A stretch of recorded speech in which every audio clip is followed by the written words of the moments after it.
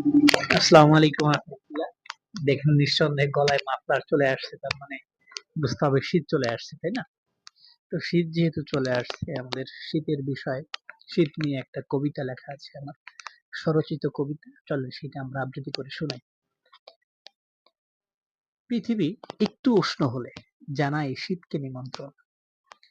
শীত নিমন্ত্রণে সাড়া দিয়ে যখন করে আগমন, বস্ত্রধারী সব লোক আনন্দে আত্মহারা, জমায় নতুন সালের খোঁজে লম্বা ভিড়।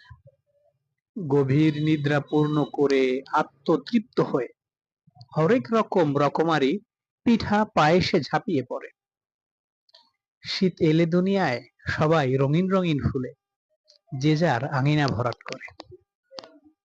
কেউ খেয়াল রাখে না ওই উলঙ্গ বাচ্চাটা রেল লাইনের ধারে কাঁপছে থরথর, আর ওই বৃদ্ধ নজিবর মরেই ক্ষান্ত হলো আগুন পোহাতে গিয়ে। শীত এলে দুনিয়ায় ওই গাছের পাতার মতো কত ফুল ঝরে যায় মা নামক বৃক্ষ হতে।